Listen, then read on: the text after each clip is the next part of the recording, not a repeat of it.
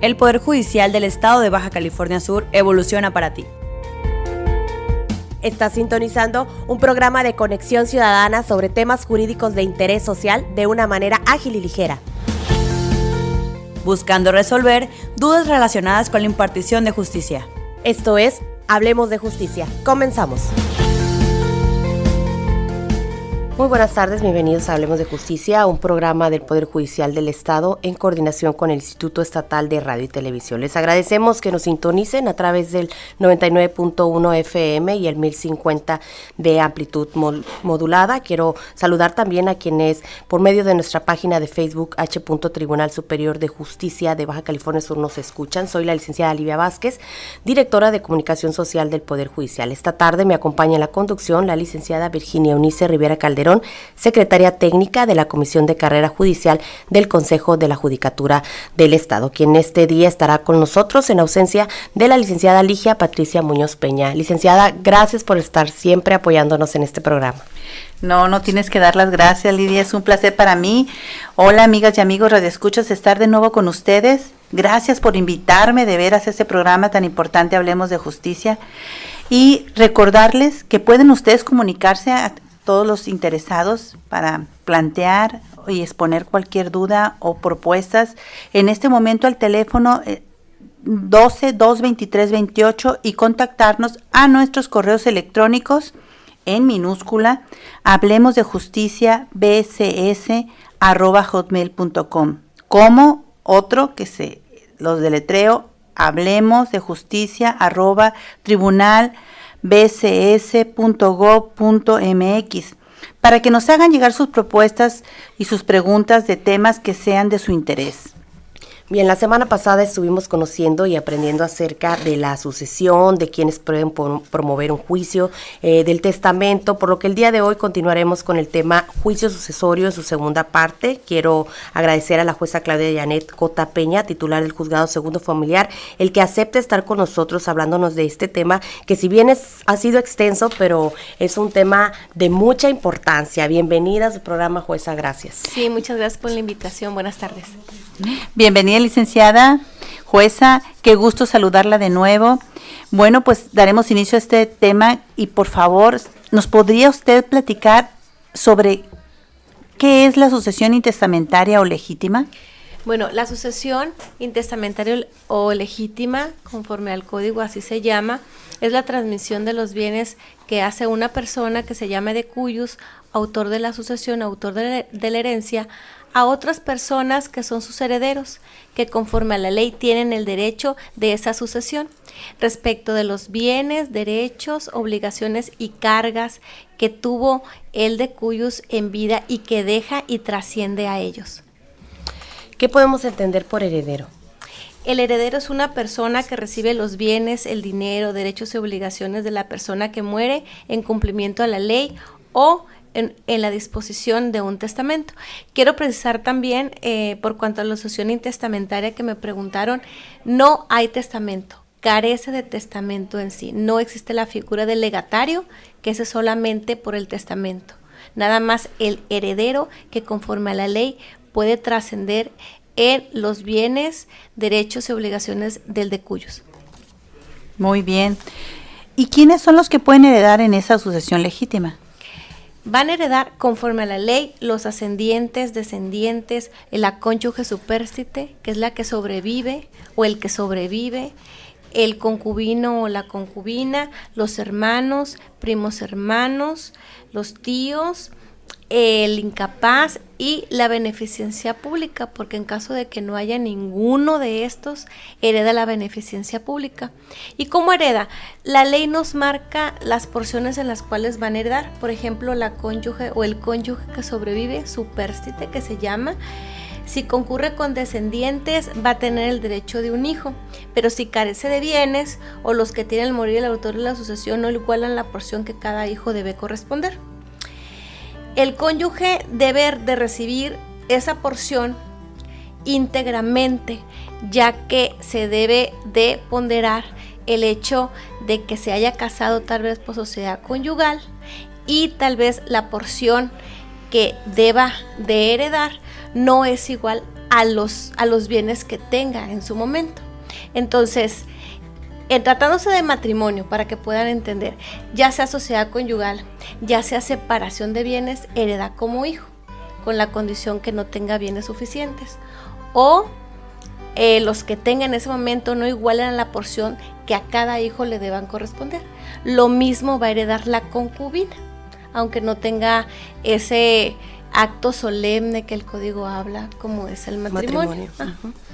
Por ley, sí, la cónyuge supérstite, la concubina, heredan en una porción de hijo, ya sea sociedad conyugal o separación de bienes, siempre y cuando los bienes que tenga no igualen a los bienes que tenga el decuyus, o la porción, o sea, que no tenga bienes suficientes, pues, o la porción que le corresponde a cada hijo también le va a corresponder a ella si no tiene esos bienes suficientes. O sea, tiene que tener igual o más que el decuyus para que no sea considerada heredera. Y si y si en el caso de que precisamente ese derecho de la heredera tiene bienes, sí, que rebasen esa porción, ¿qué sucede? No se considera heredera. ¿Se le reparten a los hijos si los hubiera? Sí, o a los ascendientes o a los colaterales hasta el 4º grado, dependiendo. Hay una premisa que dice que los parientes más cercanos excluyen a los remotos. Entonces, más adelante les explicaré el juicio sucesorio, cómo se tramita para que vean dónde es declarado heredero o heredera la cónyuge supérstite o el cónyuge supérstite o la concubina o concubino en su caso. Ok, ¿quiénes son los representantes de la sucesión legítima? Pues son los representantes el albacea. El albacea puede ser universal o especial, es un encargo que es voluntario y puede ser provisional o pueden ser mancomunados. Los albacea, puede ser un albacea dejado en el testamento o que no se deje en el testamento y puede salir de los herederos, o puede ser un tercero que no sea. ¿Lo eligen los herederos si hay varios o más de dos? Ellos dicen, sí, se ponen de acuerdo. Ellos lo eligen. En caso de que no se pongan de acuerdo o no haya mayoría, el juez lo tiene que designar, porque no puedes dejar acéfala la sucesión. Siempre tiene que tener una representación. En caso de que apenas se promueva el juicio y no sabemos si realmente hay algún cónyuge supérstite o alguna concubina o algún pariente para heredar, y si lo promueve, por ejemplo, una persona que tenga interés en el juicio, que es la parte actora o demandada en un procedimiento civil, donde muere, por ejemplo, la parte demandada, la parte actora tiene esa posibilidad de ir a juicio, porque necesita una representación en el juicio civil para seguirlo, ya que hay una suspensión del mismo por muerte de una de las partes. Entonces, se necesita seguir el procedimiento. Y como tal vez es un tercero ajeno a la familia del decuyus, luego entonces puede promover el juicio sucesorio pidiendo al juez se nombre un interventor al mismo. Conforme a la ley, el interventor es nada más depositario de los bienes. No puede tener posesión de él, pero es depositario nada más. Pero en este caso en concreto, como se los explico, para efecto de no dilapidar los bienes de la masa hereditaria y tener ese juicio y seguirlo, porque tal vez es un derecho que se tiene que rescatar, el juez le tiene que dar facultades al interventor para que acuda al juicio y sea el representante del decuyus, o sea, la parte demandada en ese juicio, por decir, hasta su conclusión. Y al momento de que haya una albacea, el interventor cesa su encargo. Esa es una de las formas de la representación. El interventor también tiene otra función, que es vigilar el desempeño del albacea. Cuando yo considero como heredero que el albacea no está haciendo bien su trabajo, no está rindiendo las cuentas, puedo pedirle al juez que nombre un interventor. Es para vigilancia. Perfecto, muy bien. ¿Y un heredero puede tener la posesión de los bienes de la herencia del autor de la sucesión? Sí los puede tener. En tratándose de la sociedad conyugal, la mujer o el marido, en este caso, el cónyuge supérstite o la cónyuge supérstite, puede quedarse en posesión de los bienes que conforman los gananciales de la sociedad conyugal bajo la cual se casaron o contrajeron matrimonio, porque es un régimen patrimonial.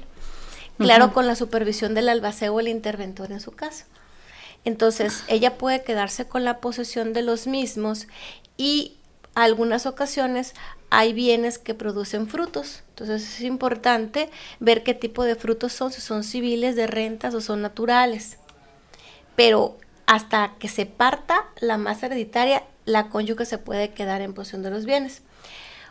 Cualquier heredero puede estar en posesión de los bienes en vida del de cuyos. Entonces ya muere y pues sigue en la posesión. Sí se puede, porque si es declarado heredero, tiene ese derecho. Sin embargo, el albacea también es quien debe de tener una administración, porque tiene que acreditar ante el juez que esa administración de la masa hereditaria, como es una obligación de él conforme a la ley, debe de informar si hay frutos, como lo dije, o en qué estado están. Inclusive puede rentar los bienes de la masa hereditaria solamente por 1 año, y después del año tiene que haber consentimiento de los herederos para ello. Entonces, si hay un heredero que está en posesión, el albacea puede pedir al juez que le quiten la posesión al heredero y se lo den a él, porque necesita hacer la administración.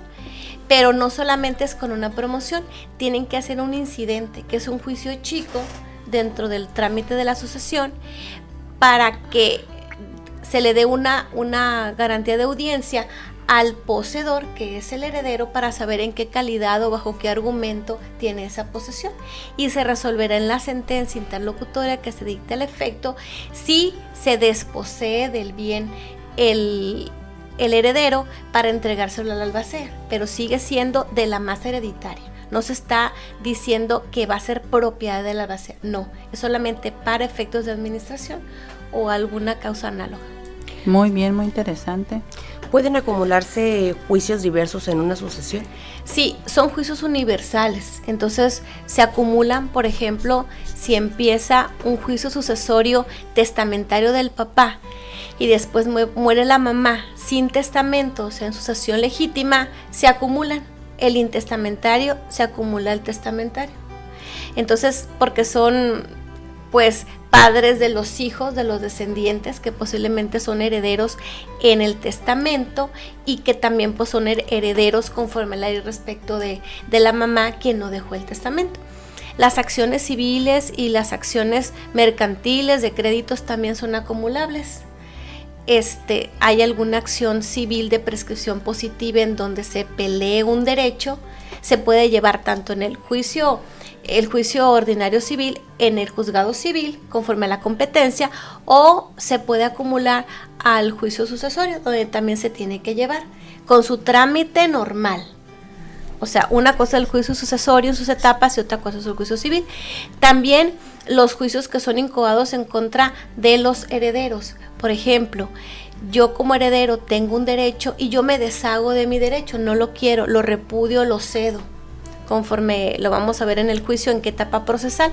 Entonces, si yo tenía un crédito contratado al momento de tener ese derecho como heredero, luego entonces puede venir la persona a la que yo afecto, porque yo me declaro en insolvencia al momento de dejar ese derecho que yo tengo. Entonces, esa persona que ve que yo me deshice de ese crédito, de ese derecho, luego entonces puede venir a juicio a decir que no me deshaga y que con él se pueda poder cobrar. Es la acción de fraude en acreedores. Jueza, vamos a una pausa. Yo les invito a que se quede con nosotros a conocer más acerca del juicio sucesorio. Vamos a un corte y ya regresamos. Esto es Hablemos de Justicia. Ya estamos de regreso. Esto es Hablemos de Justicia.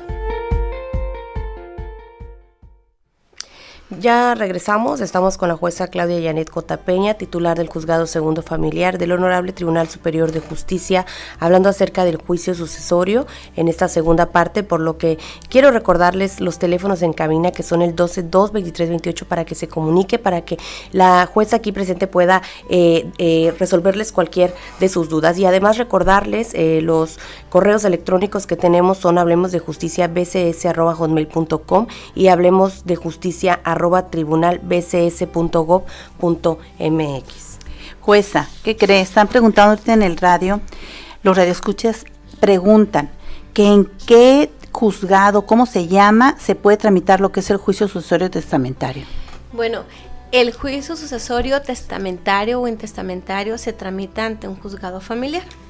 Tenemos nuestra legislación pues en el Código Civil, pero es ante un juzgado familiar, que aquí en el Partido Judicial de La Paz pues somos 4 jueces familiares.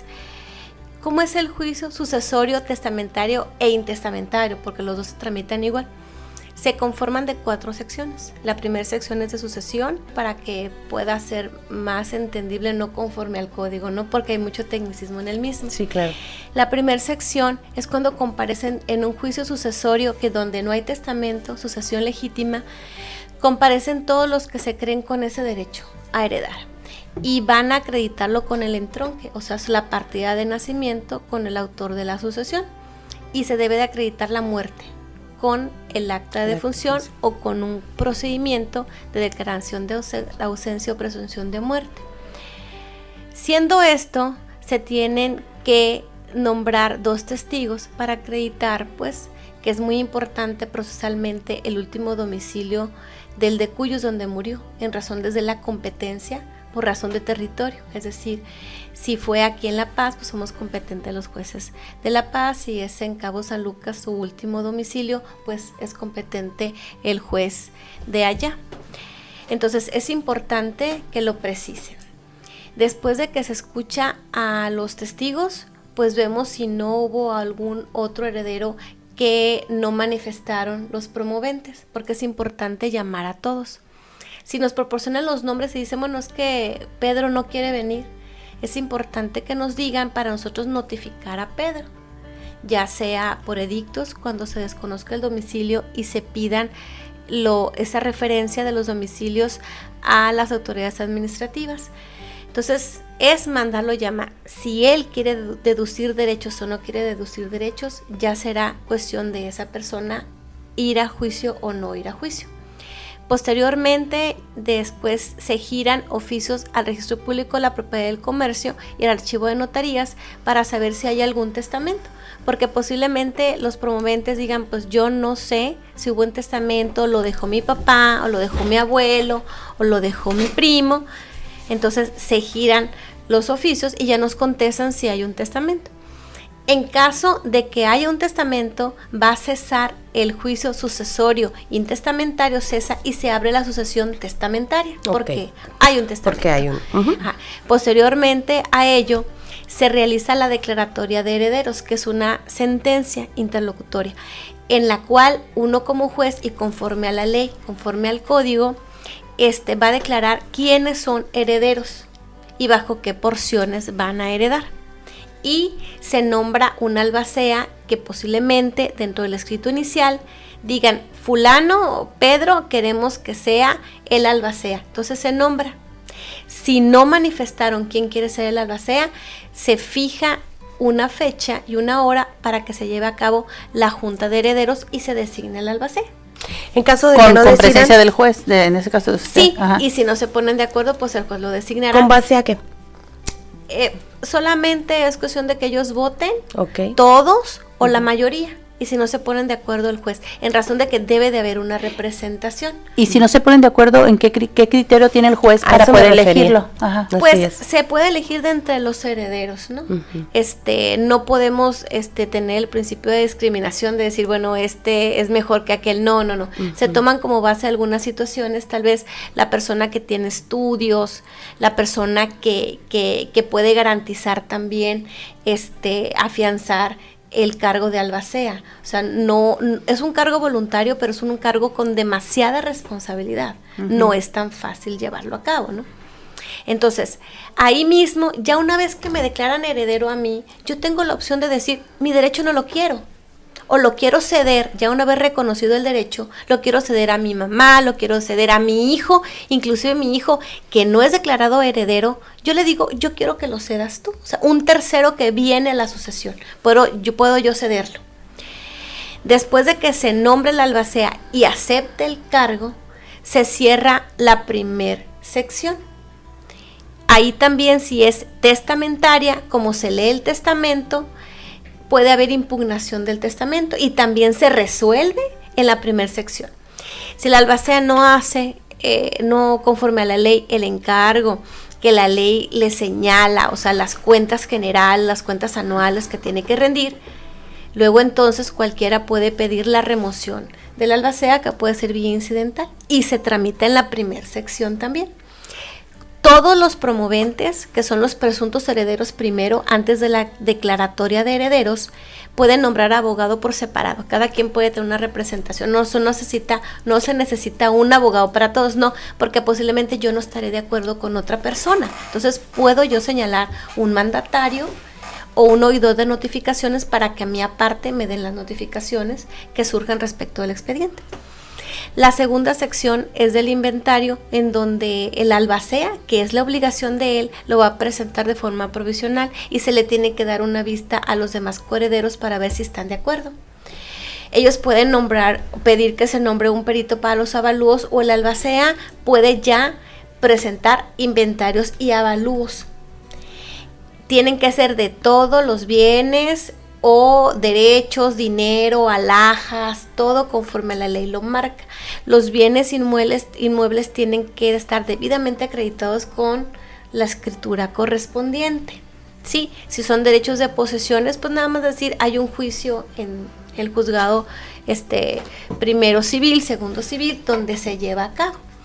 El albacea, al momento de la representación en el juicio, es muy importante que no dilapide los bienes, por cuanto a que debe de rescatar todo lo referente a la masa hereditaria. Entonces, cuando el albacea en un juicio civil quiere allanarse, decir, sí, está bien, hay que perder el bien, porque me están reclamando que la persona tiene derecho respecto de los bienes de lo que yo represento, pero yo no quiero pelear, y está bien, te los voy a dar.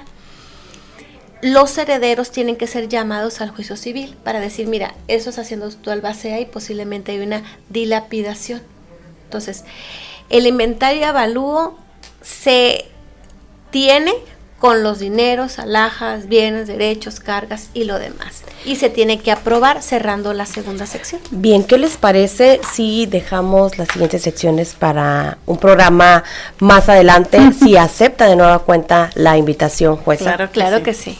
Bueno, le damos la oportunidad de que se despida de los radioescuchas. Muchísimas gracias por la invitación. Es un honor para mí estar aquí con ustedes y pues que el Consejo de la Judicatura me designe para poder venir este día a dar este tema que es muy interesante, demasiado amplio y que es muy bueno que la gente realmente sepa lo que pasa en este tipo de situación en una sucesión, para saber quiénes tienen derecho a poder heredar y quiénes no, y todas las situaciones que conlleva el juicio sucesorio. Que es muy amplio. Sí. Gracias, licenciada Claudia Janet Cota Peña, titular del Juzgado Segundo Familiar del Tribunal Superior de Justicia del Estado. Nosotros nos despedimos, no sin antes recordarles que nos acompañan el próximo miércoles en punto de las 6:30 de la tarde. Licenciada Virginia, te agradezco infinitamente me hayas acompañado el día de hoy en la conducción. Yo soy la licenciada Livia Vázquez. Y yo soy la licenciada Virginia Eunice Rivera Calderón. Fue un placer también, Livia. Jueza Claudia, es un honor de veras tenerla con nosotros y creo que nos quedamos chiquitos, nos quedaron muchas preguntas, seguramente la vamos a volver a invitar muy pronto. Muy buenas tardes, radioescuchas, amigas y amigos, nos vemos la próxima semana. Hasta luego, gracias. Esto fue Hablemos de Justicia, un programa del Poder Judicial del Estado de Baja California Sur en coordinación con el Instituto Estatal de Radio y Televisión.